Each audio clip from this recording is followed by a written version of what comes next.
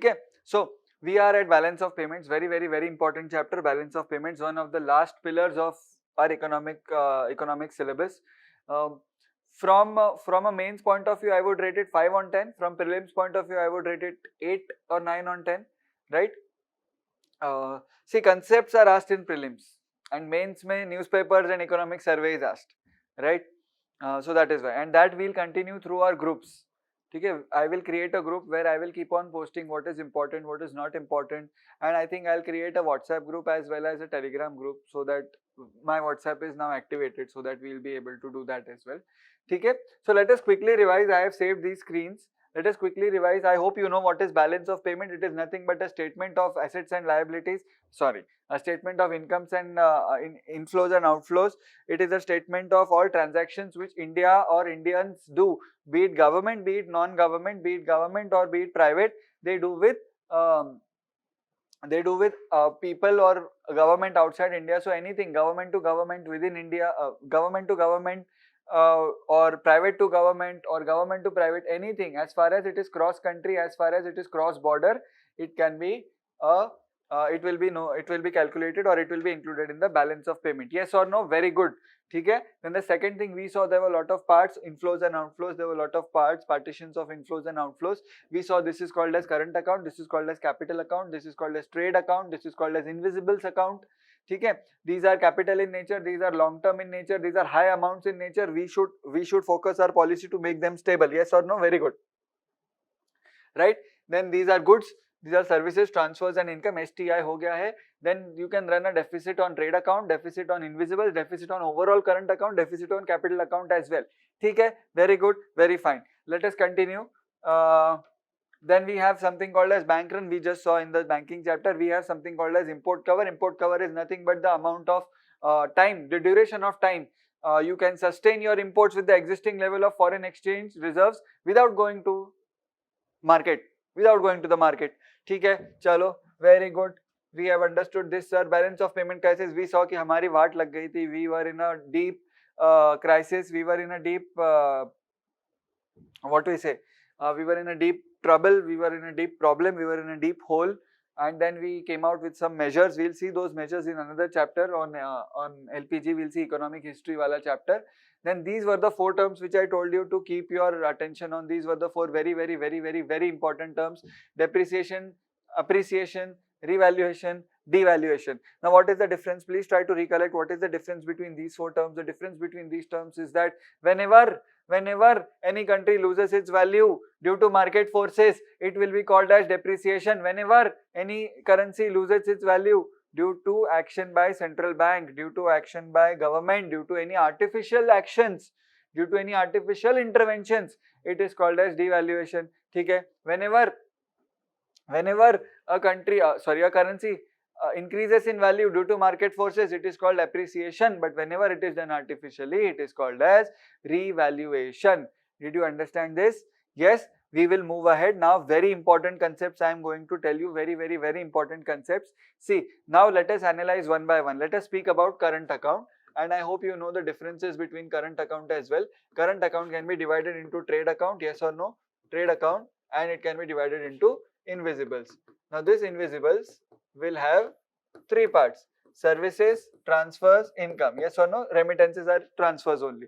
Services, transfers, income. Okay, this is what current account is. Can I say it is a short-term flow, inflow and outflow? Yes, it is a short-term inflow and outflow. Why? Because they are routine in nature, small amounts, they keep on happening. They are very business or transactional in nature. Okay, they are very routine in nature. Okay.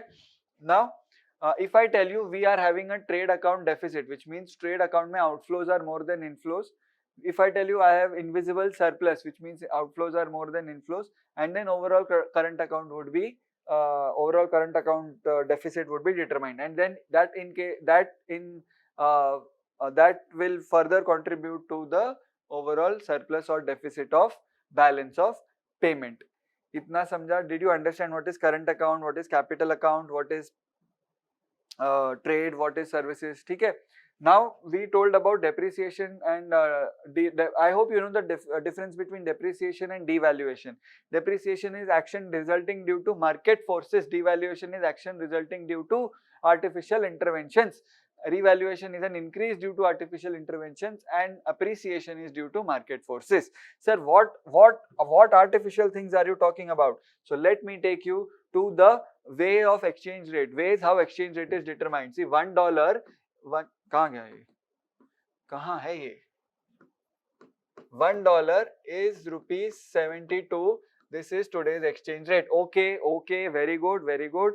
ठीक है. Now, what happens इसके बाद क्या होता है is that there are so what happens if $1 is 70 rupees? You only tell me what happens if $1 is 70 rupees due to market forces. Due to market forces, $1 is 70 rupees. What has happened to the rupee? $1 70 rupee. Rupee has appreciated because 70 हो गया है. 72 was the price. Now it is 70. ठीक है. Dollar has depreciated. Why dollar has depreciated? Because now you have to pay lesser rupees to get $1. 70. ठीक है. Very good. If it is due to artificial interventions, then yeah. What do we talk about when we say market forces? Market forces is nothing but demand and supply. ठीक है. Demand and supply मतलब क्या? So let me tell you, demand and supply means there is a market, there are buyers, there are sellers. What is the commodity? Is it mangoes? You remember this mangoes I had made? Buyers are there, sellers are there. They are not trading mangoes, they are trading currencies. What are those currencies? Any currencies. It is rupee, it is dollar, it is pound, it is euro, it is yen, any currency. It is yuan, ठीक है? Chinese yuan, right? So there are many various currencies which are traded. Swiss franc, CHF is the currency, right? Many currencies are there. So whatever currency you want, you can buy. ठीक है? Very good, very good. Now, why do we need to buy currencies? Why do we need to buy currencies? Let us understand this thing. So whenever we have to make payment in dollars, we will need foreign currency. Whenever we receive payment in dollars, we will accumulate foreign currency. Yes or no? We have discussed all this. So what do you think? Imports lead to an inflow of foreign currency or exports lead to an inflow of foreign currency? Exports leads to an inflow of foreign currency. So if you are already getting exports, you don't have to go to the market. Yes or no? ठीक है. Imagine from a central bank's point of view, imagine from RBI's point of view, that if you are getting currency from exporting, your country is exporting. Very good. Chinese goods are exported. So do you think China is getting a lot of foreign currency? Yes, China gets a lot of foreign currency. When China gets a lot of foreign currency, it doesn't have to enter the market. Why? Because it can fulfill its import obligations from the money received from exports. Yes or no? It doesn't have to go to the market. Anyways, let's say we went to the market, RBI went to the market, buyers, sellers है, demand, supply, prices are increasing, decreasing. What is happening? Devaluation, revaluation or appreciation, depreciation? What is happening? What do you think is happening? What do you think is happening? Appreciation, depreciation is happening. We cannot say devaluation, revaluation because we know it is by the government. So whenever currency rates are determined by the market, whenever they are market determined, they are called as floating rates. Do you understand floating? Remember we discussed floating interest rates in loans also, in banking chapter, commercial banks chapter also. Floating interest rate, floating है, market determined. Simple, very easy, no problem. Whenever they are artificially or arbitrarily fixed, they are called as fixed rates.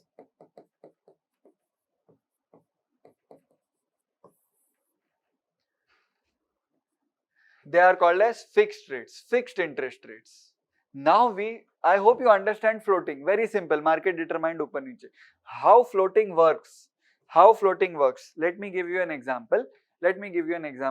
You are an importer. You are normal person. You are an importer.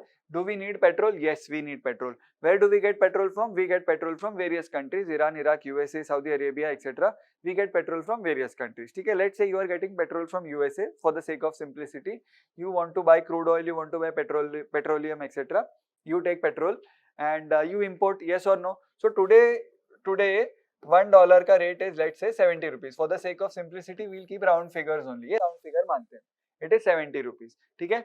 1 barrel cost you $5, 1 barrel, एक डब्बा, 1 barrel, इसमें petrol है, it is costing you $5, ठीक है। So far so good, it is costing you $5, which means it is costing you how much? 350 rupees. चल मान के 350 rupees, ठीक है। Tomorrow interest rate goes down, tomorrow interest rate changes to let's say 65 rupees, 65 नहीं 60 कर दे, we'll do by 10 only so that it is be easier to compute and understand. 60 हो गया, price is how much? $5. He is not concerned ना, he wants money in dollars, उसको $5 मिल रहा है, he is happy. Seller, seller is happy in USA. $5. How much are you paying today? 300. Very good. Are you benefiting with an appreciation of your home currency here? You are an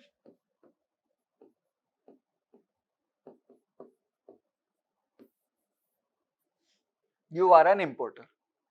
Are you benefiting from an appreciation of your home currency here? Yes or no? Is your home currency appreciated? Yes. 70 से 60 हो गया है. Earlier 70, you used to give 70 for gaining $1. Today you are giving 60. The price, the power of 60, the power of INR has increased. The power of Indian rupee has increased. It has appreciated. So what would importer want? Importers would want a very high rupee or very low rupee. Low rupee because he has to pay less now. He has to pay 300. Yes or no? So one very advanced question can I ask? Who is bearing the currency risk here? Seller. Remember? Currency risk. ठीक है? Sorry. Who is bearing the currency risk here? Importer, not seller, importer. Why? Because tomorrow, if this goes to 80, what will happen? Who will have to pay higher?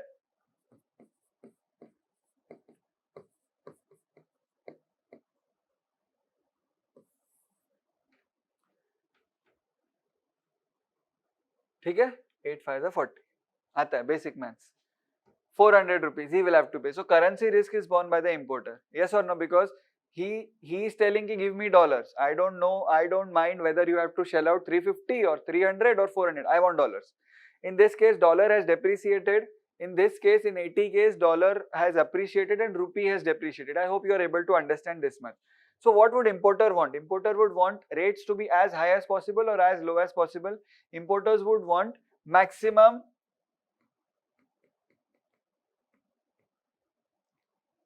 appreciation of dollars. Yes or sorry, appreciation of rupee. Yes or no? Do you understand this? What do you mean by maximum appreciation of rupee? Maximum appreciation of rupees means जितना appreciate हो 60, 50, 40, whatever is the appreciating potential of the economy, he would want it. Why? Because he will have to shell out less. Yes or no? Let us take the role of an exporter now. You are an exporter. You are an exporter. You export goods. You create goods. You make goods. You send them. You export them. Very good. How do you receive your payments? You receive your payments in dollars. Yes or no? How do you price your exports? In the market, how much would you price your exports? How would you price your exports? Okay? You would want to price them as high as possible or you would want to price them as low as possible? As low as possible. So you would want your currency to be as strong as possible or you would want your currency to be as weak as possible, because you are selling the goods. Because you are selling the goods, you would want the rupee to be as weak as possible, because if the rupee is very weak, the dollar is very strong. Okay, the dollar is very strong, the rupee is very weak, which means your goods will trade at a very low price. Whatever you are selling, it will trade at a very, very, very low price, because rupee has no power now. Okay, for example, if you go to Thailand, Vietnam and those countries, their currency value is low. So when you go there, you get cheap goods at a relatively lesser price. Imagine you are visiting from USA to India. There you get 1 tea for $1, which is how much effectively? 70 rupees. Here you get 1 tea for 10 rupees, 15 rupees, 20 rupees. Why? Because our currency is weaker. Yes or no? when our currency is weaker, our goods are priced lower in the international market. Would he want that? Yes. He would want his price to be lower than all other countries' goods. Same goods, same goods. We are comparing the same goods. So let's say this pen, if it is made in India, he would want his goods to be priced very much lower or the lowest among all other countries' goods which are producing these pens. Yes or no? If he is pricing it lower, why does he want his goods price to be lower in the market, so that everyone would buy from him? When everyone buys from him, his business grows. ठीक है? So he would want maximum depreciation of rupee. He would want rupees का value खत्म हो जाए, so that goods are dirt cheap available for those who are holding dollars. Are you understanding? See, $1 is 70 rupees.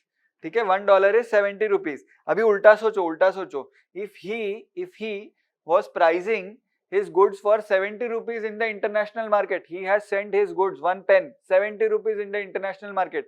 How much do buyers have to give now? $1, because buyers are international. He is an exporter. Yes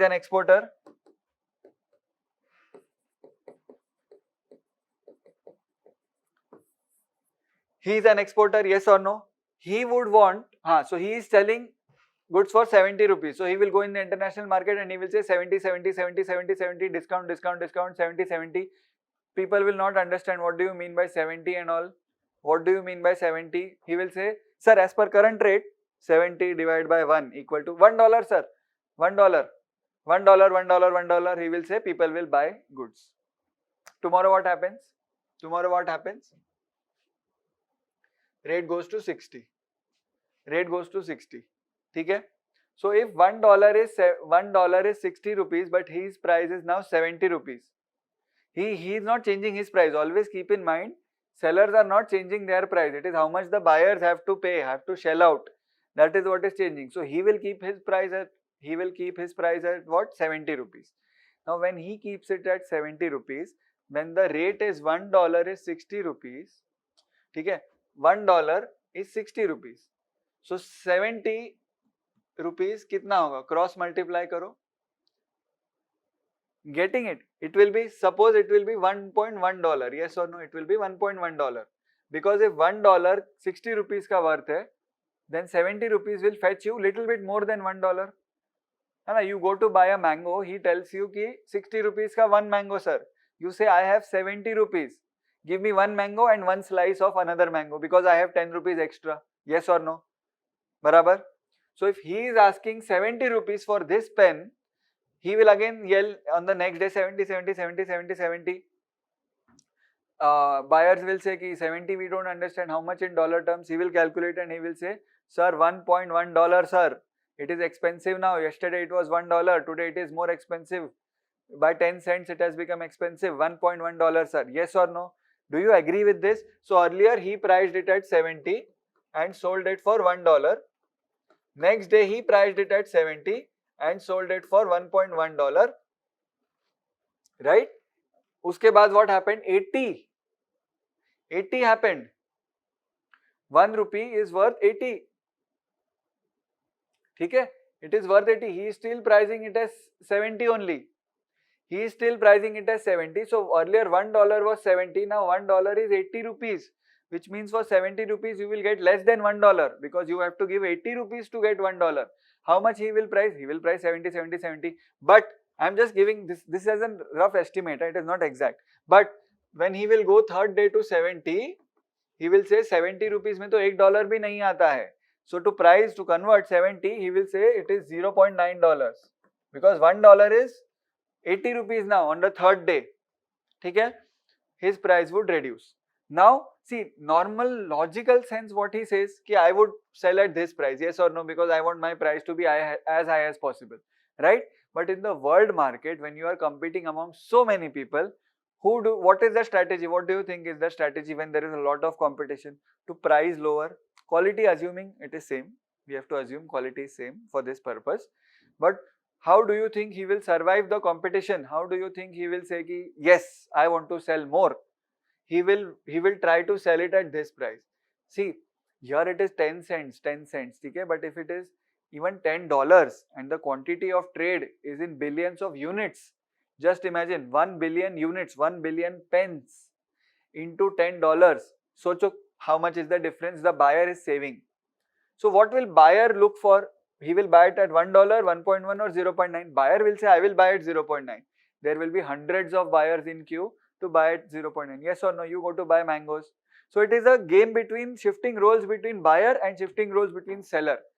As a seller, I want something different. As a buyer, I want something different. But in case of exporter, when buyer, he sees that there are 100 people who are willing to buy at 0.9, there are only 50 people who are willing to buy at 1.1, and there are 75 people who are willing to buy at $1.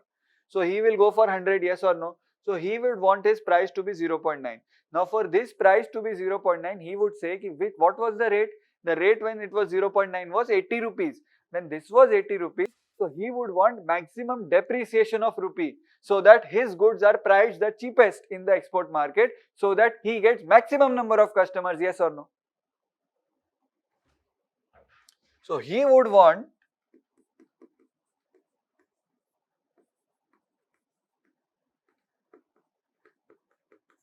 maximum depreciation of rupee. Conflicting interest, he wants appreciation, he wants depreciation. Government bolta hai, why are you putting me in such a tough situation every time? Yes or no? Very good, right? See, if everything is left to the market, then rupee will settle somewhere. ठीक है, right? Now, do you understand this? Exporter would want maximum depreciation of rupee, importer would want maximum appreciation of rupee. This is a conflicting interest, right? So normally when we don't study economics, what do we think? Oh ho ho, one dollar has become 70 rupees. Last year it was 65 rupees. Where our economy is going? Not necessarily you are doing bad, right? Why? Because it will boost your exports. Yes or no? And you need exports to get foreign exchange. Yes or no? You need foreign exchange to be able to import. Yes or no? Very good. But at the same time, 65 से 70 हुआ है, your imports have also worsened, your import bill has increased, you are now required to shell out, instead of 300 you are shelling out 400 rupees because of because of depreciation of your currency. So last year it was 65, today you have to pay 70 rupees. Exporter will be happy, importer will not be happy. Yes or no? India is a very import intensive country. India is a very import intensive country. Always keep in mind, India is a very import intensive country. So this hurts more than the gain which we have here. Did you understand this? This hurts more than the gains which we have here if the currency depreciates. At the same time, if the currency appreciates by a much larger value, exports are hit. ठीक है, exports are hit. And always keep in mind कि imports are non-substitutable, exports are substitutable. What do I mean by this? Imports में you cannot stop your imports today. You have to import. You have to import oil, yes or no? But exports are substitutable by the buyers. If they find Indian goods very costly, they will go to Chinese goods. Assuming it is of same quality, they will go to French goods, they will go to German goods. Samjha? But if they go, but we cannot do that. We cannot stop our imports. We can change our supplier, no doubt. Yes, we can change our supplier, but at the same time, we cannot stop our imports. But our exports can be stopped by the buyers, yes or no? If they stop buying from India, our exports will be stopped, but our imports will go on. This is the dilemma which the government faces in balance of payment. So we have seen dilemmas in fiscal policy, we have seen dilemmas in monetary policy, we have seen dilemmas in banking, we have seen dilemmas in inflation. Here is the dilemma presented to you in the chapter of balance of payments. क्या होगा interest rate? What should be the interest rate? Sir, but interest rate is floating, na? Interest rate is floating. It is determined by the market. Largely, yes. Now coming back to this page. Largely, yes. There are some countries who artificially, now very important question. Chalo, if this question, now this was a chocolate question. There are some countries who artificially reduce the value of their home currency. What are they doing exactly out of these four? If I tell you, there are some countries who artificially reduce the value of their home currency, reduce the worth of the home currency. What are they doing? Are they doing this, artificially kar rahe hai, which means somewhere in this, and they are reducing the value, which means they are devaluing the currency. Now, why would a country devalue its own currency? You have the answer. You want to, you have to think and then tell me. See, you are sitting at home, I am here recording here alone in the studio or in the classroom. But the point being that you have to think in these terms. And I told you, I don't prepare you for prelims, I don't prepare you for mains, I don't prepare you for interview, I will prepare you for all three. And I interview में one economic questions, let's say simple question you were not able to answer, they might give you 2 marks less. And 2 marks का importance, just see the final merit list. 2 marks पे services change drastically, 2 marks पे people are going out of the list due to 2 marks. Right? That one economic question. I can talk about my subject only, other subjects are also definitely important. History is endless, I don't know why is that a subject, but still.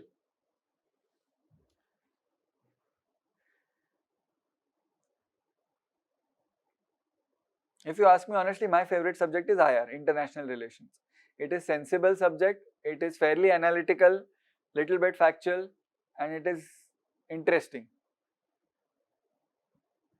And mainly वो खत्म होता है पढ़ के. That is the main criteria. कि it gets over, you can revise it.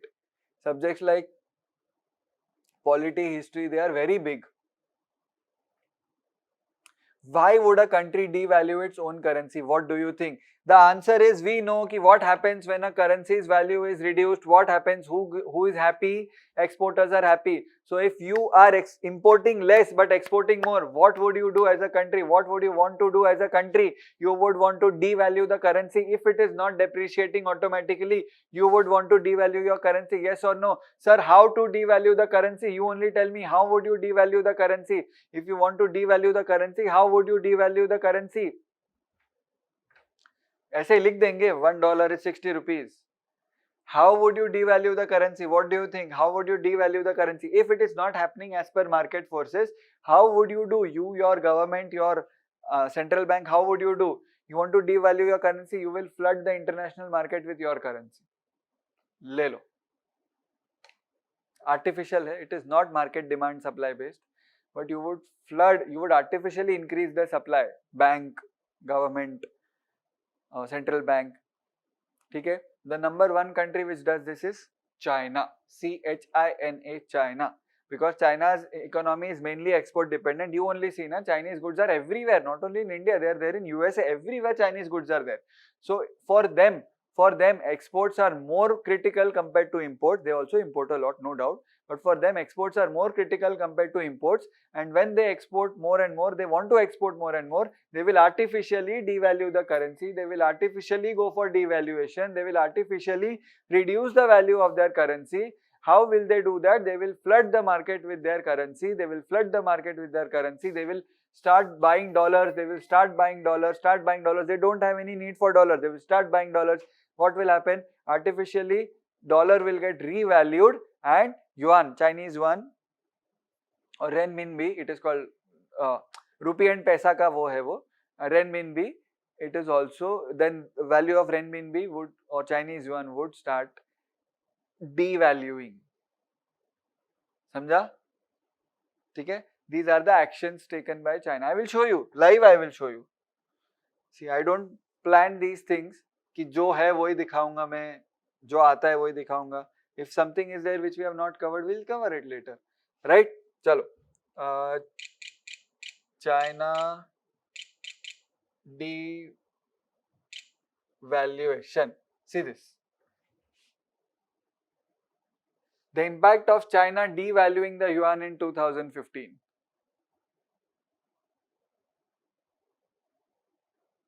Any one thing we can take. Let us read Investopedia. On August 11, 2015, People's Bank of China, the Central Bank of China, surprised markets with 3 consecutive devaluations, knocking over 3% of its value. The first devaluation marked the most significant drop in 20 years. Move was unexpected. Desperate attempt by China to boost exports in support of an economy that was growing at its lowest rate. Boost exports. बराबर है. Surprised markets, stock markets, effect on the IMF, etc., etc. Not relevant for us.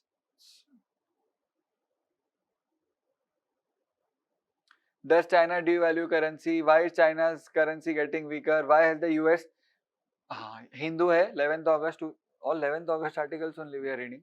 11th August 2019. Why has the US accused China of deliberately weakening the yuan? Read this, read this. I have not read this article, but I know what it will have.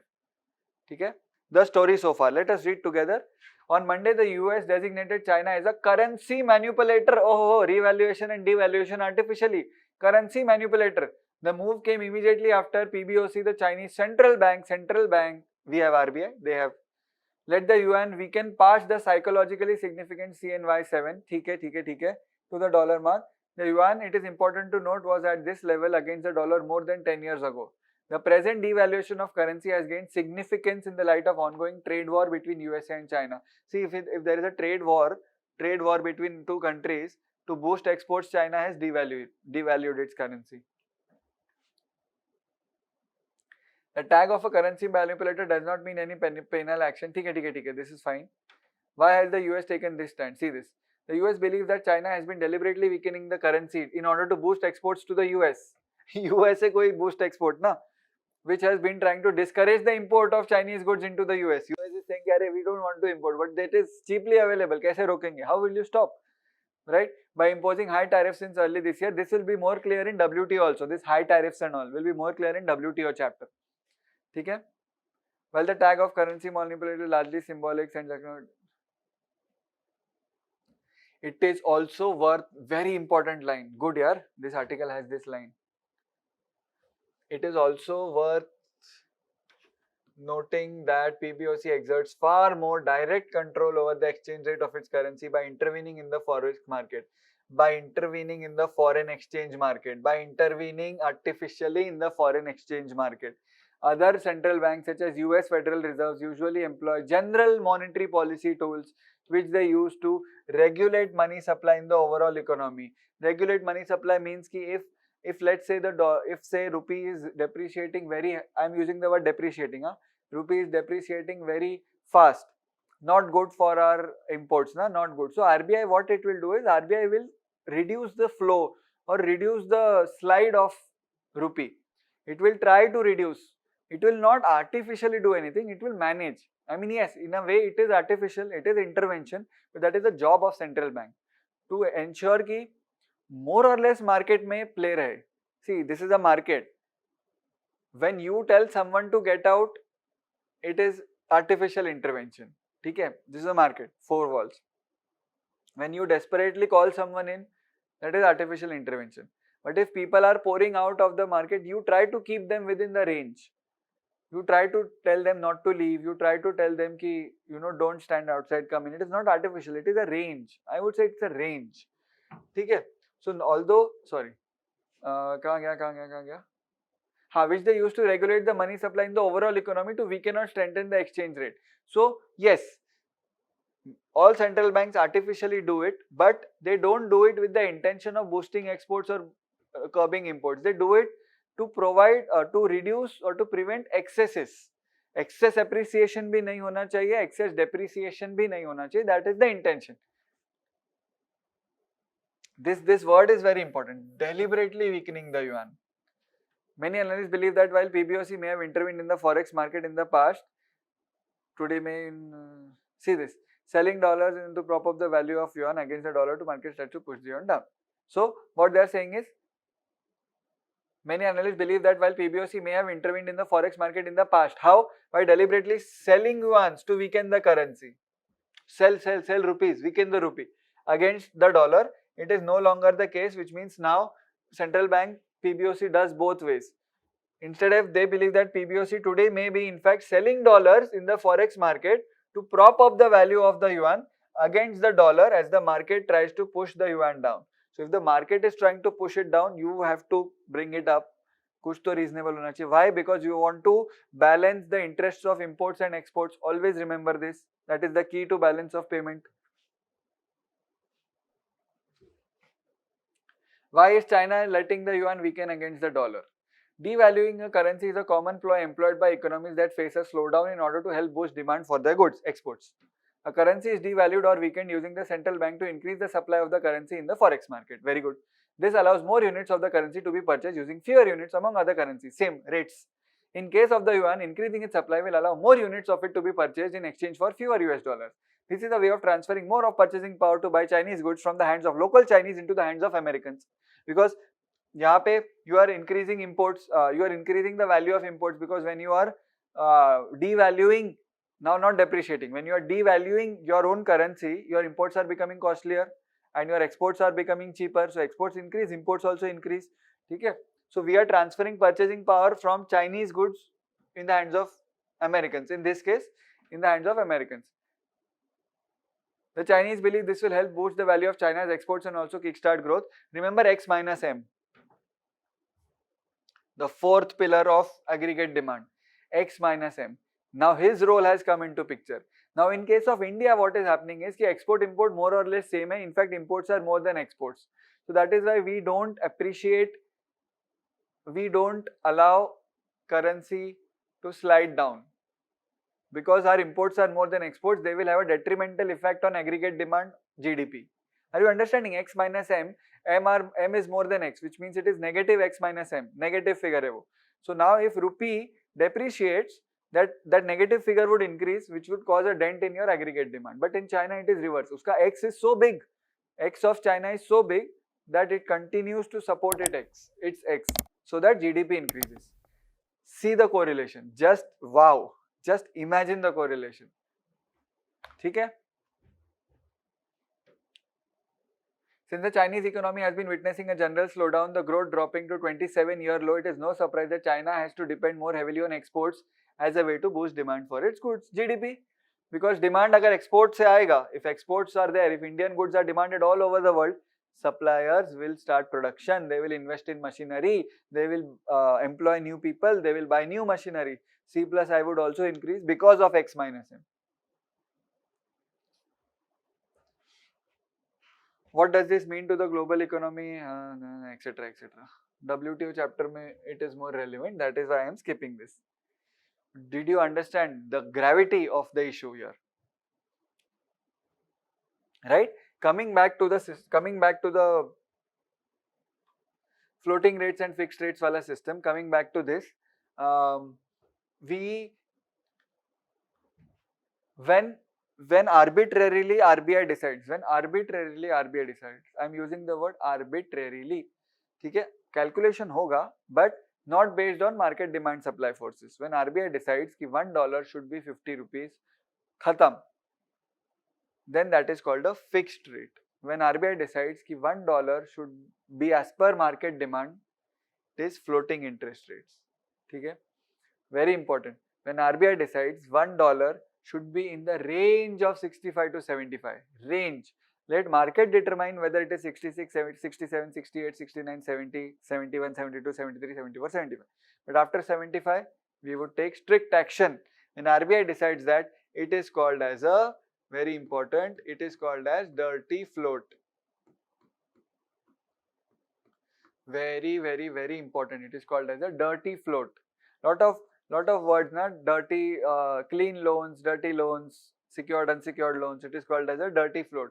Why dirty float? Because pura free to nahi hai. You are just showing that it is free and market dependent, right?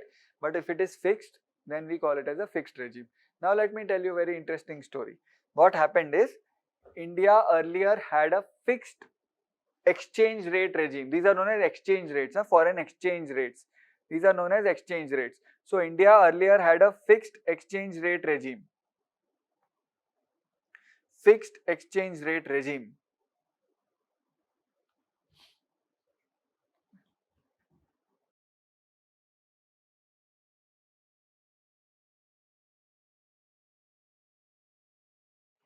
India earlier had a fixed exchange rate. India earlier had a fixed exchange rate regime. Why do you think India earlier had a fixed exchange rate regime? Why do you think we had a fixed exchange rate regime in India? What is the reason? Why do you think we had a fixed exchange rate regime? Remember who benefits from exchange rate being low, or who benefits from exchange rate being artificially high or artificially low, importers or exporters. We are trying to find out what is the logic between these things. Okay? So India was import dependent. India knew कि the moment I let market forces decide my exchange rate would slide down. Okay? Exports were negligible. We knew tightly controlled economy, high imports happening, exchange rate nahi hai, there is no foreign exchange, very less foreign exchanges there, exports are very few. See, when I say exports are not there, it is not zero, but they are less, they are not freely available, freely done. Okay? So India, let's say India fixed an interest rate of $1, 30 rupees. Fixed है, इसी पे मिलेगा goods, इसी पे import होंगे, on this only we will import. Now what is the problem with fixed exchange rate? That when you are focusing so much on one side of controlling imports, your exports cannot grow. And if some country knows कि India follows a fixed interest rate regime, it will not sell goods to India also. ना नहीं बेचूंगा, because it is a fixed and it is following a fixed interest rate regime. I will not sell. You convert to market rates के हिसाब से तो exporters are anyways crying. Because sir, 30 rupees, our goods are so costly. If I try to make this pen, others are selling it for 200 rupees. I am selling it for 800 rupees. Nobody is buying, sir. Okay, we had fixed interest rate regime. Now, what do you think IMF would have told in 1991 reforms? What do you think IMF would have said in 1991 reforms? Keep it fixed or move towards market. And why do you think that? Keep it fixed and move towards market. Why do you think that? IMF would have said, don't keep it fixed, move towards market, continuously move towards market. Why is that? See, when you move towards market, we knew that $1.30 is very arbitrary. Actually, it is $1. Let's say, I'm just giving an example. Actually, it is $1.42. Okay? So now if $1 is rupees 42 after market-based regime, when it came to market-based regime, who will lose here? Importers, because their goods are costlier now. Who will gain here? Exporters, because they are happy that at least they are getting market prices, right? When you are importing in India, who is selling? Let's say developed countries. Developed countries are selling. So would they be happy with this or not? Would they be happy with this? Okay? They would be very happy because now market is opened up, artificial rates nahi hai. Exporters would be happy because their goods are going at the market. Okay? Basically, this is opening up of your economy, because when you have a fixed interest rate, nobody trades with you. When you have a floating exchange rate, they are happy they got a market. They are happy कि now floating hai, which means demand supply based hai, and we know we supply much more than what India supplies. So we know that the market of India is open for us. We are exporters sitting in the US. Okay? So as a part of IMF arrangements, as a part of IMF agreements, IMF conditions, rupee, we shifted from a fixed interest rate regime towards a floating interest rate regime. Now, was this journey simple enough? No. This journey was not simple. I'll tell you why this journey was not simple. Okay? So what we did in RBI is we said कि पूरा 100% don't keep it market based, 60% keep it market based, 40% we will decide. Which means अगर ये 12 rupees is the market rate, so out of this 12 rupees, 40% let us increase. Let us decide how much is the increase. 60% based on market rate. ठीक है? I hope you understood what is fixed and floating rate. We went for a stepwise approach. Ki step 1, let us not completely devalue. See, what happened is when you completely let the currency slide, what do you think will happen? क्या होगा when you let the currency slide completely, absolutely? What do you think will happen? Imports will shoot up. Your import bills will shoot up. And then jitna balance of payment ka forex you have, little bit, that will also be wiped away. Yes or no? So that is why we were discouraging our this move towards market based regime. But IMF said you have to do it. RBI said we'll do it partially. ठीक है? थोड़ा करेंगे. Let us talk about that थोड़ा here. So we had fixed rate earlier. Fixed means who used to fix? RBI. Then we moved towards floating. The journey was not so easy. There was one step called as LERMS, which said 40% RBI will decide exchange rate, 60% market based. This was introduced in 1992. 1991 में agreements were signed, documents were signed, क्या बोलते हैं, conditions were accepted. 1992 में this was opened up. ठीक है. 1994 में we went towards a 100% floating rate. पूरा market based, entire thing market based. ठीक है, understood? Now what is this, sir? This is, see the English, I hope you will be able to appreciate the English. This is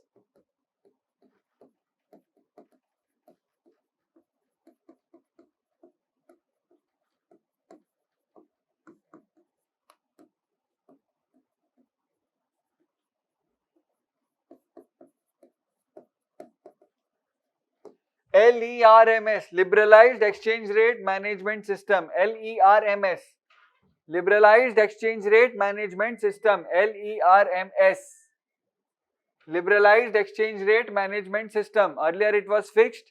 We went partially towards floating. We went completely towards floating. That system was known as Liberalized Exchange Rate Management System. See this, liberalized है, exchange rate management system है. ठीक है, 40% RBI, 60% market.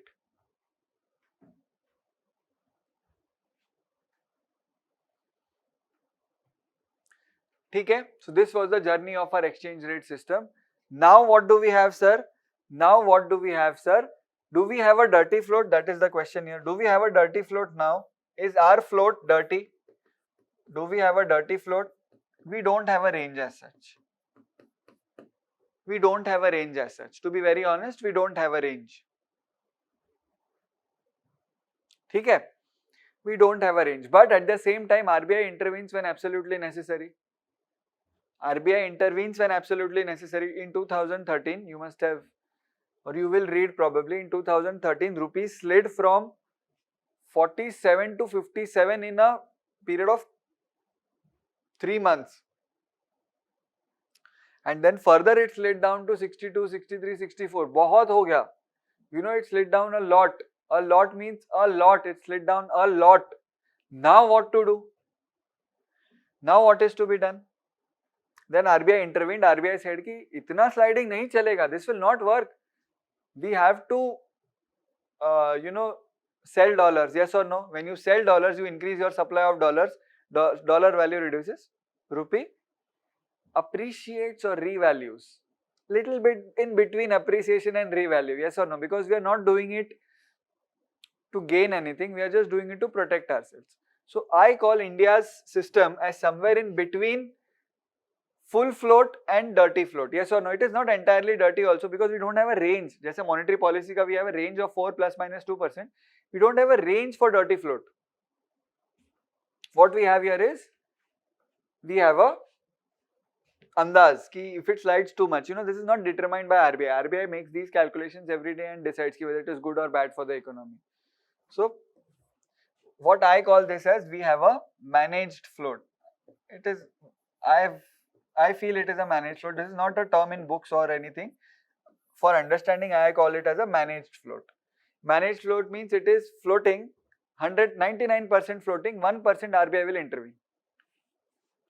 उतना तो central bank का authority का, central banking authority का, the main objective behind establishment of a central bank is macroeconomic stability. Yes or no? Unless your economy is stable, how would you ensure? And sliding rupee, increasing imports will greatly destabilize your economy. Why? Because increasing imports is imported inflation. Yes or no? Imported inflation, बाहर की goods महंगी हो गई, and if your domestic products are not able to match up with the quality which is of imported goods, then definitely you will buy imported products only, and then they are costing very high. Then inflation is happening in the country. Yes or no? Today Apple iPhone costs 90,000 rupees. Tomorrow if it costs 1 lakh rupees, is it not imported inflation? It is the same Apple iPhone. It is imported inflation. because you ultimately your purchasing power is reducing. Na? You are paying 1 lakh rupees for an iPhone, right? See, all these things are interrelated. And now I hope this is our 32nd lecture. Now I hope you are, after 32 lectures, we are able to scratch the surface. Just imagine, this is what economics is all about. Okay, it is not just about definitions, formulae, and ये ऐसा होता है वो, it is not like that. This is so complicated and so interesting. Okay, managed float, right? Now let us go at the heart of balance of payments chapter. Very, very, very important. At the heart, there is one word which I would like you to just scribble it down on your heart or anything. Tattoo banwa lo. In balance of payments, there is one word which I call it as, or which I don't call, which is called as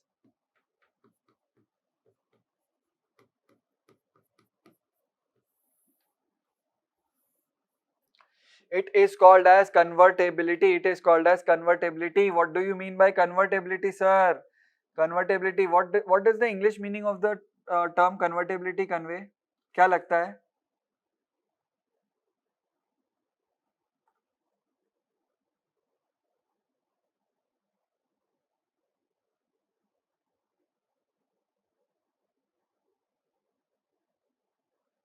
What do you think? What do you think is the meaning of the word convertibility? To convert into something, to get it converted to something, right? ठीक है? Now, when you want to send money to someone, do you need convertibility? Yes or no? You want to send money to someone, do you need convertibility? Yes or no? You want to send money to USA, you need convertibility. You want rupees to be converted to dollars. You want convertibility to receive money also. Barabar? Because money will flow in dollars, but you are not able to use it in dollars. You need convertibility. Okay? Convertibility is to be,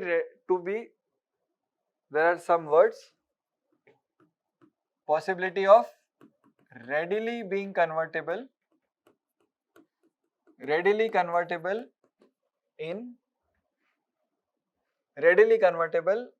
across currencies.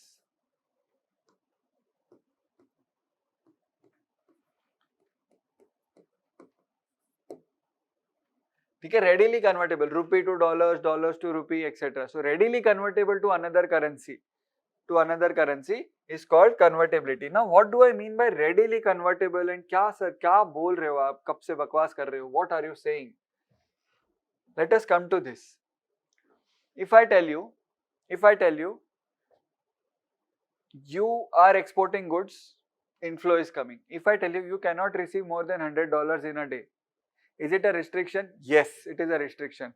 Is it a restriction of convertibility? Yes, because $100 तो आ जाएंगे, but you will not be able to get them converted into rupees. And if you can't get them converted into rupees, then it is useless for you.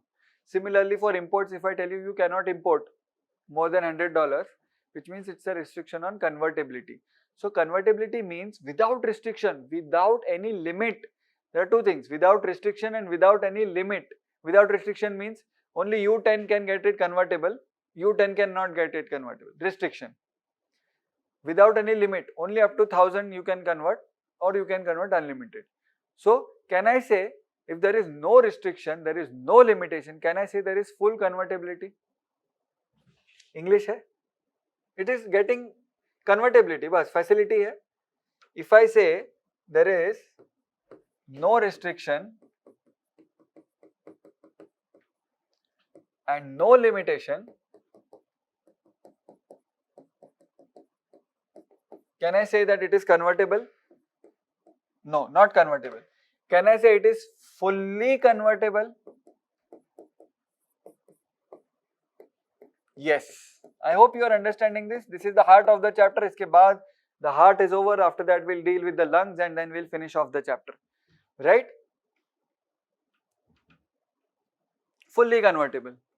Now, if I introduce restrictions, either any kind of restrictions, either in limits or eligibility, any kind of restriction, can I say it is fully convertible? No, it is not fully convertible. It is partially convertible. If I say it is not allowed only, you cannot sell this thing. Suppose you cannot sell uranium from India to any other country. Is there convertibility in sale of uranium? There is no convertibility, absolutely zero convertibility. बराबर है? Are you understanding this?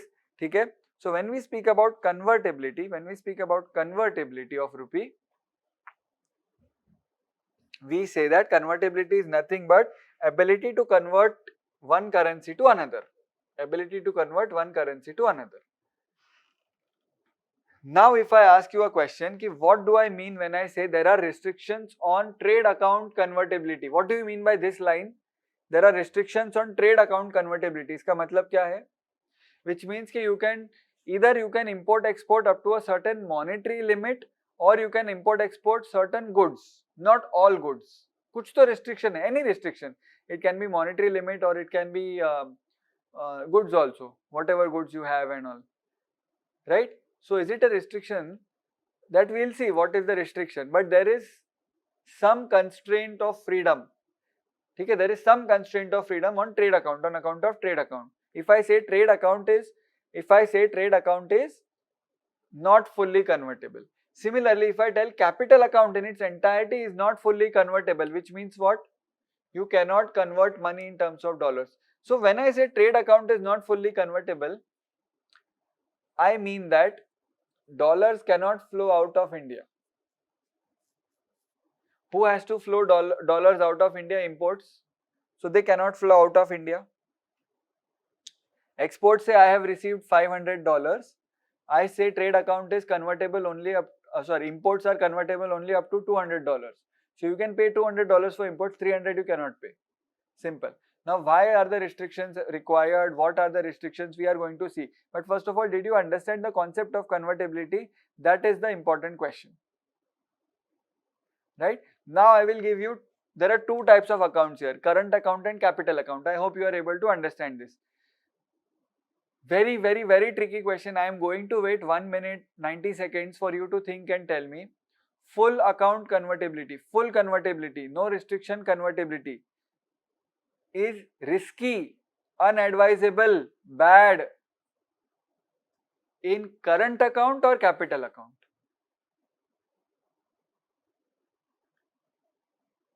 Think.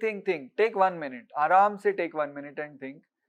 Full convertibility, full account convertibility, matlab unlimited transactions, no restrictions, unlimited amount is bad for current account or capital account?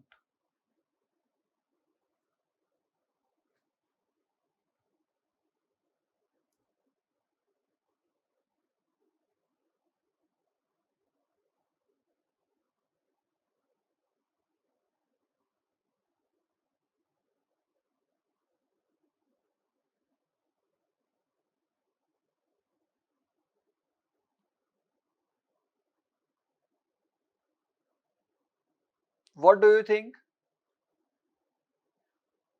Full account convertibility is harmful for capital account. Why? See, I told you full account convertibility means money flowing in, convert होके आ गया, money going out, convert होके चला गया, right? And we had discussed in the previous lecture कि this should be stable.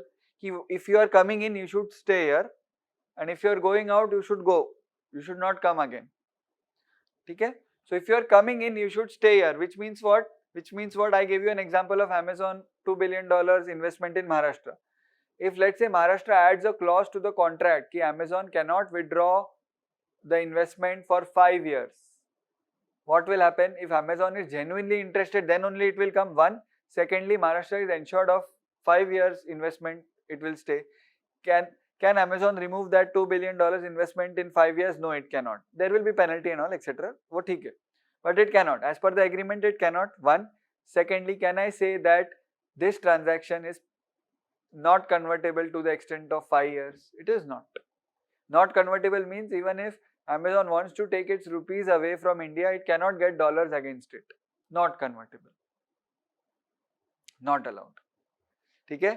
So what do you think? Do we need capital account convertibility, full capital account convertibility, or less capital account convertibility? We need less capital account convertibility. Why? Because we need, if you are bringing in so much of funds, then you should stay here. We will have restrictions on you. Okay? For example, if you are getting funds here, if you are investing in if you are investing in power plants of India, let's say some German company wants to invest in a power plant in India, ठीक है? Will we give 100% investment to that company, or we will have some limit? Ki sir, you cannot invest more than 49%. Think, power plant hai. We should have some restriction because it is strategic to our country. Tomorrow, if that German company becomes the owner and if it shuts down the power plant, what will we do? Power kahan jayega? So we say ki sir, only up to 49% you can invest from outside. Otherwise, don't invest. And if you are coming, then for 10 years you cannot withdraw your investment. You cannot disinvest. You cannot reduce your investment. Restrictions on capital account convertibility. Convertibility means bringing money पे restrictions नहीं है, sending money पे restrictions नहीं है. If there are restrictions, which means कि there are some gatekeepers who say कि you cannot go out beyond a point, like up to a certain point of time, you cannot come in after a certain limit, etc., etc. Right? So when we stay in hostels, we have timings, 9 o'clock, 10 o'clock, hostel timings होते. That means that you are not fully convertible. Okay? When your parents are there, when we are children, you are not fully convertible. But if your parents go to some relative's house, you call your friends over, they come at 11, रात को 12, 1, you go out on a bike ride or any vehicle 2, 3 a.m. fully convertible. Yes or no? You are able to go. Similarly, same is the case with money. Money is not able to flow freely, money is not able to go out freely because of restrictions on convertibility. Did you understand this? Now, very important question is, do we require current account convertibility? Yes, we require current account convertibility because ये तो रोज का है. Your business should grow. If you have a restriction on current account convertibility, then you are restricting people from growing business because X minus M. Ultimately, X minus M contributes to GDP. X minus M. So you need current account convertibility more compared to capital account convertibility. Yes or no? Yes or no? So let me कहाँ गया? ठीक है? Let me show you the journey of our convertibility. So earlier, what do you think? Before 1991, did we have full convertibility or no, or partial to no convertibility? We had partial to no convertibility. ठीक है? In 1992, I told you liberalized exchange rate management system was introduced. In 1993, do you know what is trade account? A part of current account, yes or no? Import and export of goods. Trade account was made fully convertible. Fully convertible. Fully convertible. जितना मर्जी import, जितना मर्जी export. Trade account, huh? Sorry. All the transactions falling within the ambit of trade account, 1993, fully convertible. Very good. See, does it mean there are absolutely no restrictions? ऐसा नहीं है. Emergency में you can restrict trading. Let's say we started importing a lot of nuclear material or something like that, so it is not allowed. It is restricted. ऐसा नहीं. But that is an exception rather than a rule, right? So we have fully convertible trade account in 1993. In 1994, finally 1994, remember 1994 में we also converted our LERMS rate system to a fully floating exchange rate system. ठीक है? I hope you remember this. We are here. 100% floating rate 1994. 1994 में current account was made fully convertible. जाओ भेजो, जिसको जितना भेजना है भेजो. Fully convertible. There are some restrictions, there are some exceptions, no doubt, but in substance it is fully convertible. When we did this, when we had 1994 current account fully convertible, we complied with Article 8 of IMF.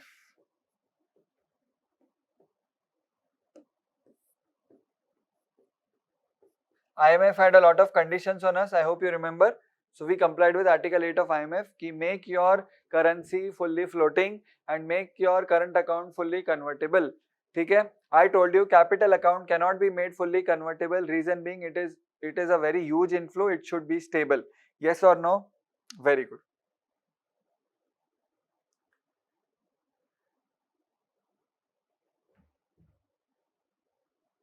ठीक है? So current status is that current account fully convertible, capital account partially convertible, capital account partially convertible. So but this was not the case earlier. Capital account was also very restricted, very constricted. Then we dhire slowly holly we remove the restrictions one by one on capital account. So let's say, so what are the examples of removing restrictions? So earlier borrowings more than 60,000 crores per year was not allowed. Now borrowings more than 1 lakh crores per year are not allowed. Removing or reducing the restrictions, yes or no? What do you mean, or we have discussed this, what do you understand by the term external commercial borrowings? Have we discussed this term external commercial borrowings? किया है या नहीं किया है? What do you think? External commercial borrowings, have we discussed this term external commercial borrowings? Yes, we have. I told you private companies also take loans from outside India. Now if I tell you ki in RBI has put a restriction, let's say RBI has put a restrictions ki private companies cannot borrow more than 10,000 crores in a year. Any company cannot borrow more than 10,000 crores in a year. Is it increasing capital account convertibility? See, it is borrowing, so it is capital account. I hope you know this. Is it increasing capital account convertibility or reducing capital account convertibility? It is reducing capital account convertibility because now you have a restriction. Now that 10,000 is limit is increased to 25,000. That is reducing the restrictions or increasing capital account convertibility. Okay? So this is partial, this is fully, or this is with exceptions, obviously. I have given you information of so many acts, Companies Act, Income Tax Act, GST Act, so many acts. What is that act which governs inflow and outflow of foreign exchange? There are various acts, there are 2-3 acts. One of the main acts which governs the inflow and outflow of foreign exchange is called as the Foreign Exchange in English.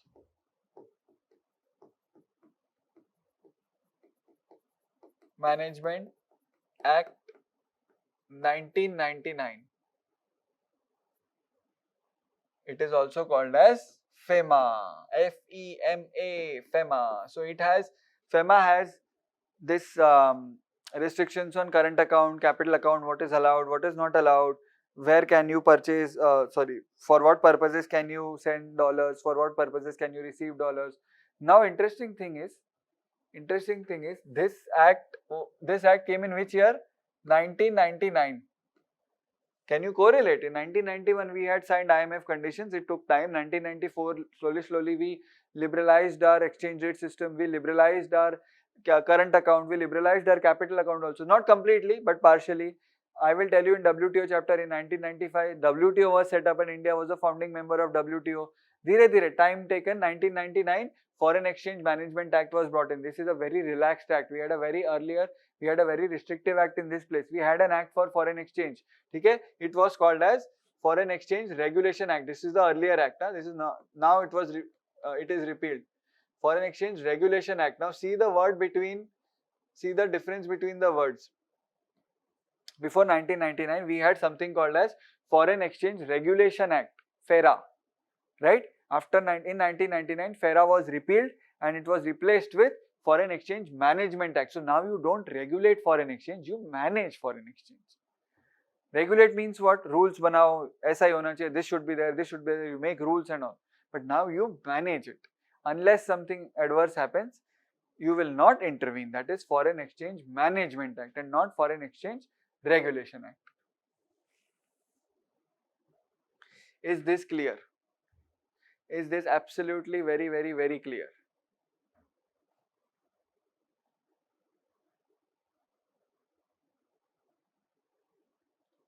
ठीक है? Current account fully convertible, capital account partially convertible. ठीक है? Now what are the restrictions? What can be the restrictions? Restrictions जो है, restrictions can be of two types. Restrictions can be of two types. One is depth, one is spread. Depth, vertical, spread, horizontal. ठीक है? Depth means vertical, which means कब तक आप invest कर सकते हो? How much can you borrow? I gave you an example of how much can you borrow. You can borrow only $10,000 in a year. Tomorrow you can borrow only $50,000. So I have increased the depth. So restrictions can be on account of depth. Example I will give you. Example, external commercial borrowing limits. Okay? What is an example of spread? Earlier you did not allow foreign investors to invest in nuclear power plants in India, but today you allowed foreign investors to invest in nuclear power plants in India. You are spreading the allowance now. Earlier you did not allow foreign investors to take part in railways. Now you are increasingly attracting investment in Indian railways. You have opened up those sectors. So example, foreign investment in different sectors.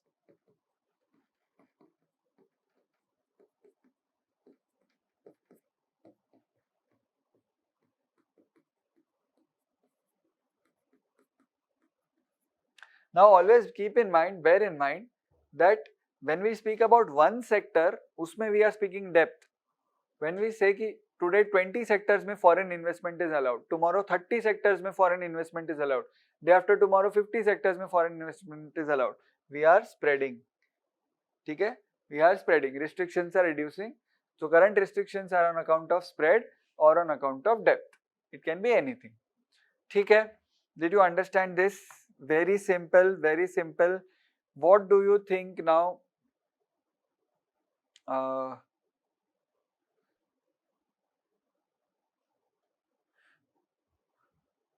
What do you think is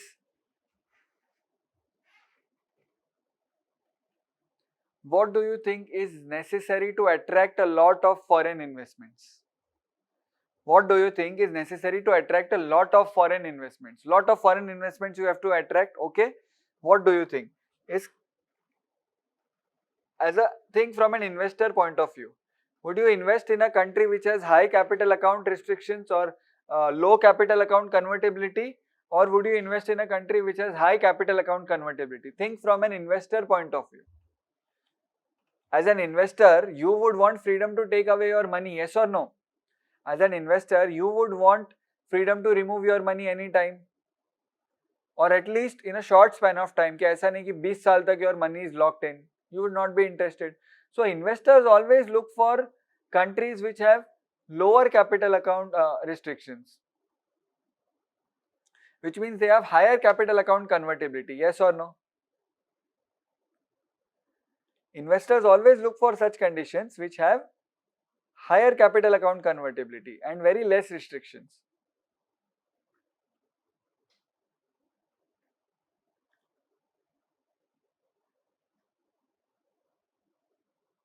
Right?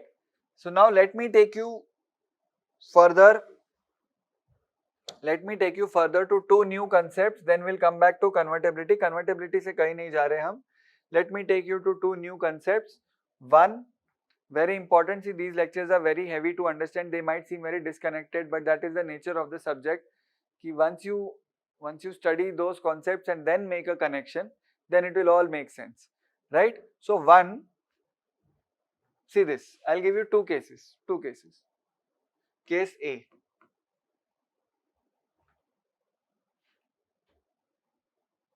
Any let's say Tesla.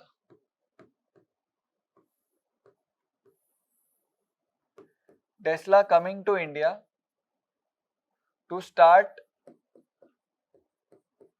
business. Tesla wants to come to India to start business. I hope you know what is Tesla. Tesla is a car company in USA, very good. It makes electronic cars and smart cars, computerized cars, electronic cars, e-cars.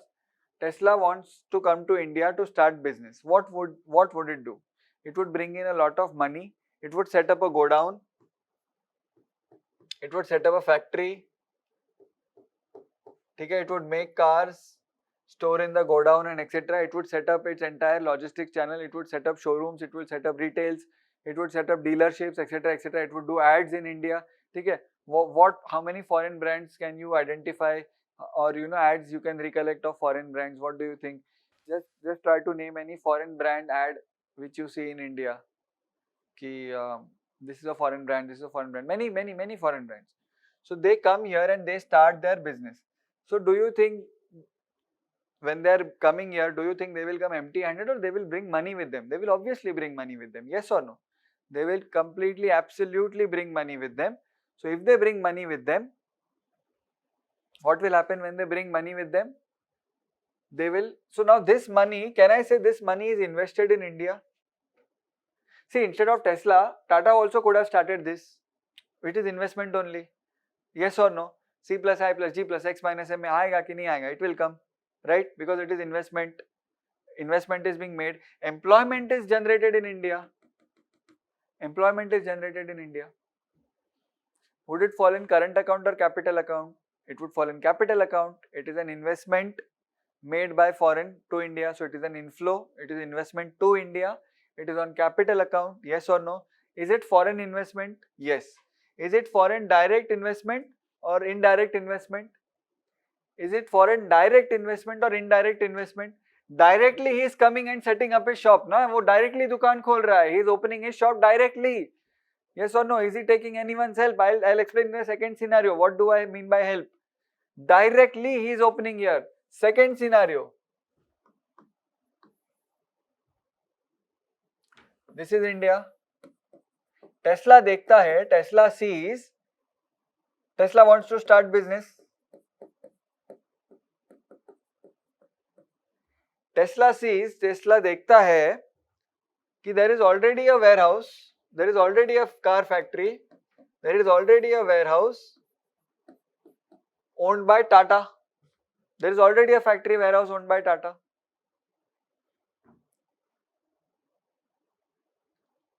ठीक है?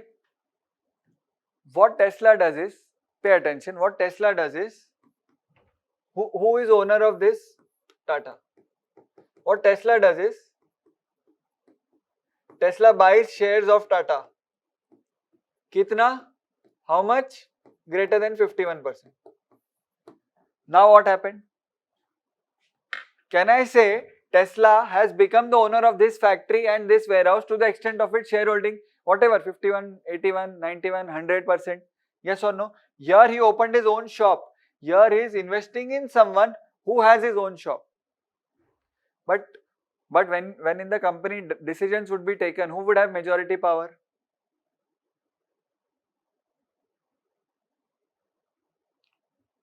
Eraser कैसे आया था? Funny.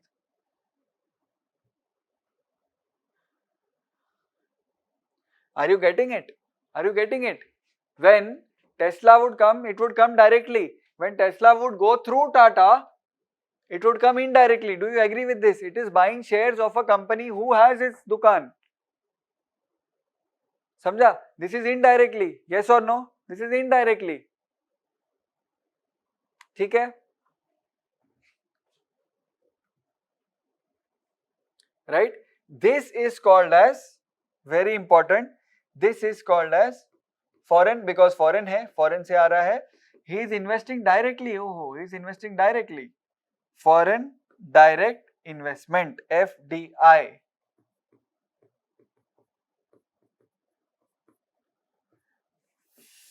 Foreign direct investment, directly he is investing. Foreign direct investment, FDI. Foreign direct investment. Now here can I say foreign indirect investment? You can say, but let us call it as, see, he is buying shares, yes or no? He can buy shares, he can buy debentures, bonds. We'll see in markets chapter what do I mean by that. But can I say he is investing in Tata? Yes, he is investing in Tata. ठीक है? Can I say he is investing in, or his investment is a portfolio? Sir, what do you mean by portfolio now? What is a portfolio? What do you think is a portfolio? You know, various aspiring actors and actresses, they have to get their portfolio done, which means what? They have to get the photos taken by different angles, different expressions, and wearing makeup and all those things. So that is a portfolio. So the portfolio is nothing but a collection of photos and all. Similarly, in finance terms, portfolio is nothing but a collection of your investments. So let's say out of 50,000 monthly salary, you have taken 10,000 ka fixed deposit, 5,000 every month you invest in mutual funds, 5,000 every month you invest in shares, 5,000 ka every month you buy gold. So your portfolio is gold, mutual funds and the amount. Gold amount, mutual fund amount, shares, bank fixed deposit. That is your portfolio. Your investment portfolio. Samjha? Similarly, can I say Tesla is, by investing in Tata, Tesla is expanding its portfolio? Yes or no? Because Tesla, then uske investment mein Tata would also add to the list of investments in Tesla. Hence, this is called as foreign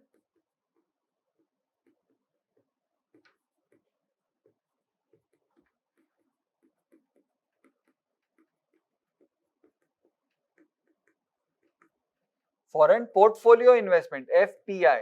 So what is the difference between foreign direct investment and foreign portfolio investment? Very important stuff going on here. Foreign direct investment is directly he is opening a business. Portfolio means he is investing in some shares of some company which is adding to his portfolio. Now comes the twist. Now comes the twist. The restrictions on foreign portfolio. So what do we demand? As India, we should attract foreign direct investment or foreign portfolio investment. We should demand foreign, or we should attract foreign direct investment. I'll tell you why. Foreign direct investment is more long term in nature because he's invested. Tomorrow he will sell shares of Tata and go. One click of a button, he will sell the shares of Tata. Gone. Go Goa, gone. Foreign portfolio investment is very unstable. Foreign portfolio investment is very hot money in nature. Buying and selling shares, you know, now in India it is so easy. In world also it is very easy. You can buy shares of a US company also sitting at home now. After getting your KYC and everything done, you can in the click, in the 1 second you click and done. Inflow outflow. Money gone, money come. ठीक है? Hence, now very important part I am going to write. I am going to erase this. That is why. Hence, any foreign, now again, so this is risky, we know this is risky. So let's say if tomorrow foreign portfolio, so what do you think? We will have restrictions more on foreign portfolio or foreign direct investment? We would have restrictions on foreign direct investment because you are coming, don't go. You are direct. Portfolio wale to aate jate rehte, they are small, like small time, they have small time interests, small term interests in the investment. So we have restrictions for both definitely because both are investment. They are a part of capital account. Both of them are investments only. But now we are looking into more two parts of investments: foreign direct investments, foreign portfolio investment. Okay? So we want to protect them. We want to attract them, and when they come, we don't want to leave. We don't want them to leave. Okay? We want to attract them as well, but we don't want them to leave. Okay? But for FDI, there are a lot of rules and regulations that you have to follow because you need land, you need electricity. This is your own dukan, use your own shop, right? So what do they do is, and here the freedom, often there are restrictions in FDI. Often they say ki once you do an FDI, you cannot withdraw for 10 years and all, etc. Obviously, because big amount we need it for our development, our employment. So what they do is, they are very shani. They buy 51% in Tata and they say, I am portfolio, I can quit anytime. I can sell my shares in Tata and I can leave. Yes or no? So jitna, as far as I am interested in the company, I will stay invested. Otherwise, I will leave. Okay? So that is why to avoid this loophole, this is kind of a loophole, na? Ki FPI hai, I am buying shares, portfolio hai. That is why there is a loophole. That is why we have set a threshold. We have set a threshold of 10%. We have set a threshold of 10%. Sir, what is 10%? If your investment, your portfolio investment in any company exceeds 10% of that company's share capital, let's say that company has 100 shares, 100 rupees worth of shares. If your portfolio investment exceeds 10 rupees of that 100 ka total, then your portfolio investment would be treated as foreign direct investment. Greater than 10% would come here. Less than 10% would come here. Samjha? So 51% would definitely be treated as foreign direct investment. which means all the restrictions, all the rules, laws, regulations, restrictions applicable to foreign direct investment would apply even if you have not opened your own dukan, even if you have invested. So let's say he is investing only 12% in Tata. Sir, your restrictions apply of foreign direct investment because it is more than 10%. I'll tell you the reason also. When he is investing more than 10% in Tata, Tata is also getting a substantial amount, yes or no, because Tesla is investing in Tata. So Tesla is paying money to Tata to buy shares, ownership share le raha hai. Tata is getting a lot of money in sale of ownership. So that money Tata has to use it in some constructive purposes because it is investment, because it is capital for Tata, so that Tata can set up new plants or anything. Tata can expand its business, right? Tomorrow if he sells those shares, or tomorrow if he says I am going to back out, Tata will have a problem. Hence, more than 10% it would be treated as FDI, less than 10% it would come under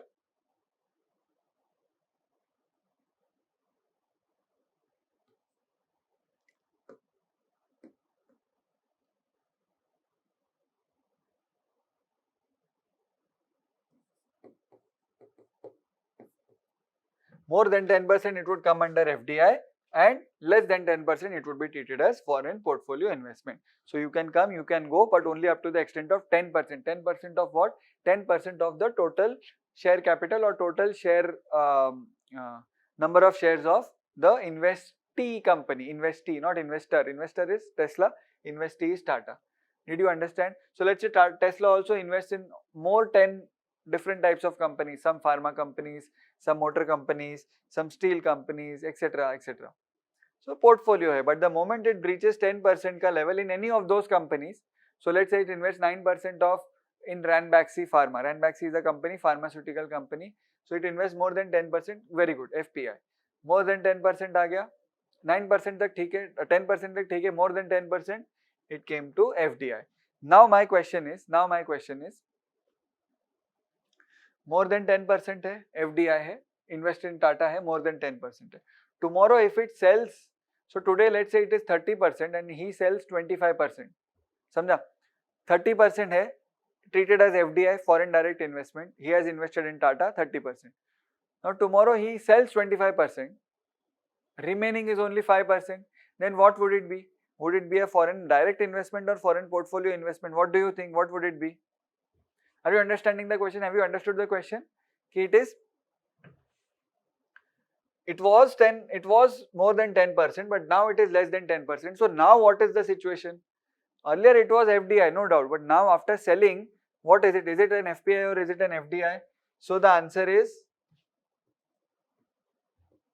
see this.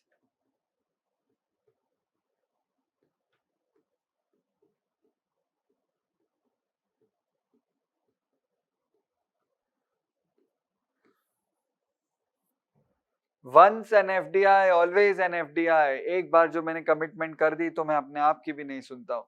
No matter what, even if you have 0.1% remaining after breaching 10% criteria, after once becoming an FDI, even if you sell it off and even if you have only 0.1% remaining, you will still be treated as foreign direct investment. This is also brought in to curb in the smartness in the industry. कि पहले करेंगे and then बेचेंगे, धीरे धीरे करेंगे, और we will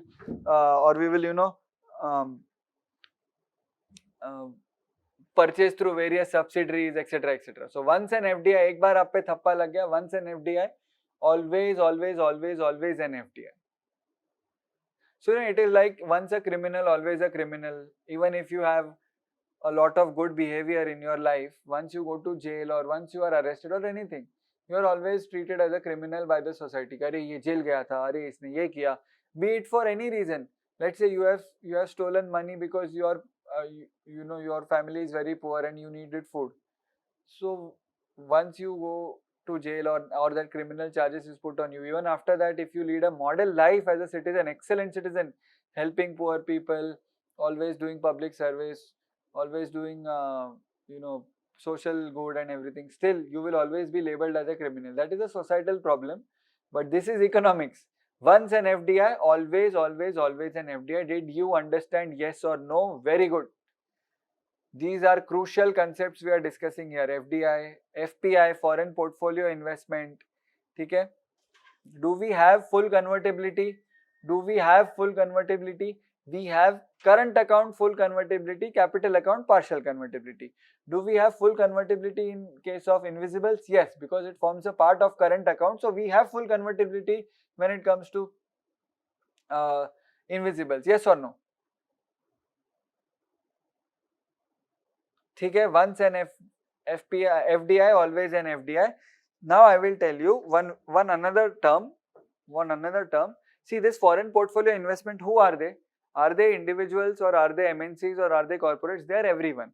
They can be foreign banks also. Bank of America investing in Tata Motors. कि कोई भी किसी में भी invest करता है. Anyone can invest in anyone. There can be some government agencies also investing outside India, or USA's some government department investing in India. There are restrictions and all, but let's not get there. Okay? So what do you think? What do you think if I try to analyze foreign portfolio investment? Let's say foreign portfolio investment in this year is $20,000 foreign portfolio investment, which means chota mota investment, because more than 10%, so it will be categorized as an FDI. Very good. Now, what do you think? Individual investors' money would be. So if I want to analyze FPI ki kis kis se aaya hai, who has brought in foreign portfolio investment, what would I get? Would I get corporates and big investors amount is more, or individuals more? Corporates and big amounts more, because they are big institutions. They have huge amounts of capital. They have huge amounts of money with them to invest, right? So these people, we categorize them separately because they are big, so they require welcoming treatment. They require some different kind of restrictions because these are big. Individuals don't need so much of restrictions. So these big investors, we classify them. Or there is a general term for these big investors. It is called as foreign institutional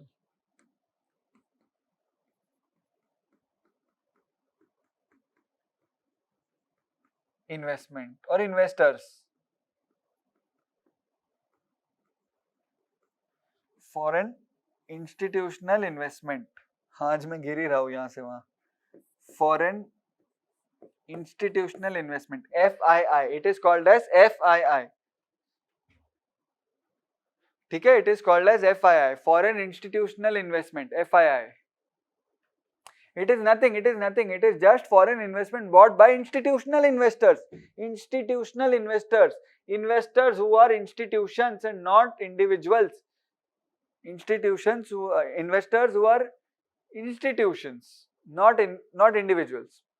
Foreign institutional investment, FII. ठीक है, once an FDI, always an FDI. Foreign portfolio investment, foreign direct investment, foreign institutional investment. ठीक है, समझा? It is just a type of foreign investment, nothing to be confused. So when you read in paper foreign institutional investment, you should not think अरे this तो I don't know what is this. Nothing but investment, whatever foreign investment is brought by institutions, that is foreign institutional investment. खत्म. Simple, right? So let us speak about FDI now. We know foreign direct investment, very good. There are two things. There are two windows. So whoever wants to invest in India through FDI route, see there are two routes, yes or no? FDI, FPI. If you want to invest in existing securities up to 10% FPI route, more than 10% FDI. Yeah, if you want to open your own dukan, then you have to come through FDI route. Now FDI route mein there are two windows. You know windows? There are two windows. One is automatic route and one is approval route. What do you mean by automatic and what do you mean by approval route? Automatic route means कि everyone satisfying criteria 1, 2, 3, 4, 5, automatically FDI approval given. It has to go through government, na, because it has to see. But if you are satisfying this criteria, if you are under, let's say if you are over 18 years of age, if you have your monthly income itna, everyone is eligible. So if you satisfy the criteria, you are eligible. So this automatic, eligible for what? Eligible for investing in India. आइए पधारिए, right? eligible for investing in India. So this automatic approval can be based on control. What do you mean by based on control? Control means who is your controlling authority, or where are you investing? What is your plan of control? Who are the others who are in charge of control? This can be based on duration. कितने साल तक कर रहे हो? So let's say if the foreigners who are coming to India, they say कि entire control will lie with us, so maybe automatic में allowed. But if they say कि some of the control will lie with some other country's company, then they might go to approval route, है ना? Because otherwise China will partner with USA and invest in India, but we don't want that. Duration. If they say कि 50 years के लिए we are investing in India, automatic, go, yes, invest. If they say 2 years, maybe approval required. Approval means case to case basis पे government checks कि whether इसको देना है नहीं देना है. ठीक है. Automatic में there is ease of entry. Automatic में there is ease of entry कि you can enter without any tamjam, without any formality to be completed. What about approval route? Approval route में if you don't satisfy any of the conditions, see, if the amount is very huge, or if the amount is very sensitive, or if the amount is very or if the investment is very sensitive or of a very critical nature, then you have to go to approval route. See, during COVID, what happened was, during COVID we banned Chinese imports. A lot of things were banned, imports coming from China, because of so what we do is, because of various security issues like Ladakh standoff, Arunachal mein we have problems with China, on the Ladakh area, eastern Ladakh area, right? So when we have such problems, often repercussions fall to economic sphere, and economic may be, if China is artificially devaluing its currency, it is a threat to all the exporting nations. We also export a lot of things, though not as high as China, but we also export. So if China is devaluing the currency, if China is manipulating the currency as called by the US, then we also retaliate. Then sometimes when China has a lot of security issues, China is doing cyber attacks on India, China is doing so many ransomware attacks, IT attacks on India. So we say कि Chinese goods, not Chinese goods, Chinese investments. ठीक है? See, tomorrow if Chinese companies own Tata, what will happen? They will get control. If Chinese companies own lot of Indian companies, if Chinese companies own a lot many MNCs which are operating in India, just imagine Tata, Reliance, etc. everything being in control of Chinese companies. What will happen? क्या होगा? हमारी लग जाएगी, right? What will happen? We will be very in a very troublesome water. So we said कि any investment coming from neighboring countries, see, China can ask Pakistan, तू करना, and Pakistan, तो do you think we'll give automatic approval to Pakistan, or investment coming from Pakistan? No. So everything goes for approval route. So in COVID, what happened was, we said कि all investment, any or all investment coming from all bordering countries of India will have to compulsorily go through approval route. Even if they satisfy the condition of automatic route, they will have to go through approval route. Okay? Now tell me one thing, do you think investment in nuclear power plants would be under automatic route or approval route? It will be under approval route. Do you think investment in communication lines in India? Approval route. Samjha? Because that is critical infrastructure for the country. If you control that, if you give that control to a foreign investor, even he has put in money, I know, but if you give him control, he will do it anything with that. So this approval is given by whom? This approval is given by DPIIT. Department for Promotion of Industry and Internal Trade. Industry and Industrial Trade, ऐसा कुछ.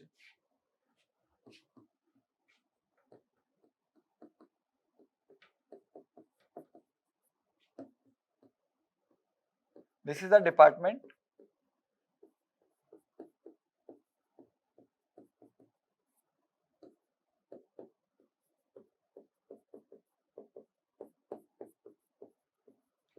DPIIT, है ना? DPIIT, Department for Promotion of Industry and Industrial Trade, DPIIT. Earlier it was known as DIPP, Department for Industrial Promotion and Practice. Earlier it was DIPP, but now DPIIT hai. When I was studying, it was DIPP. Sir, this is under which ministry? I always tell you, please remember ministries. Ministry of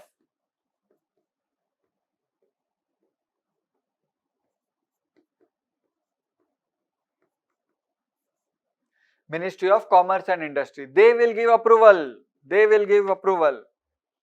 They have a foreign investment facilitation portal. Let us see what is that. Foreign investment facilitation portal. एक बार देख ही लेते हैं क्या है ये. See this, DPIIT. Industry and Internal Trade. I knew it. This book has wrong information. From where I took it online, it is Industry and Internal Trade.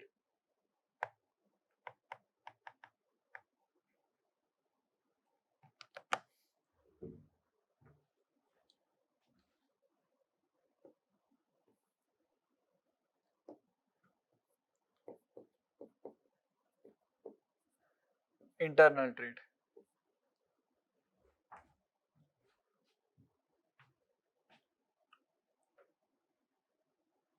क्या website है ये? क्या है ये? अरे wait relax.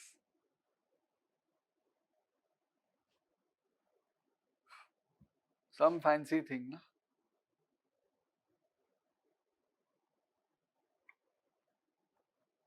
Nothing here. Foreign Investment Facilitation Portal. ठीक है, Foreign Investment Facilitation Portal. It is under Department for Promotion of Industry and Internal Trade, Ministry of Commerce and Industry. DPIIT, Ministry of Commerce and Industry, Government of India. See this. FIFP is the new online single point interface for the Government of India for investors to facilitate FDI. FDI approval route. The portal is being administered by DPIIT, Ministry of Commerce and Industry.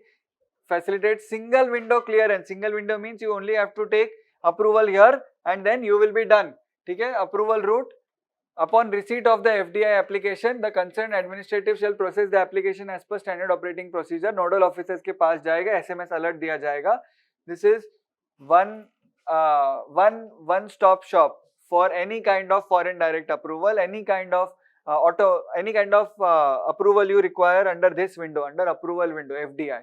ठीक है, FPI के लिए you don't need any approval. We'll speak about promissory notes in markets chapter. In this chapter only ahead we'll speak about it. What are the restrictions on FPI and everything.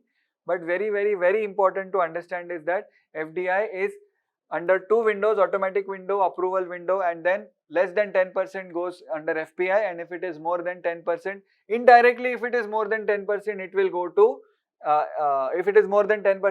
FDI.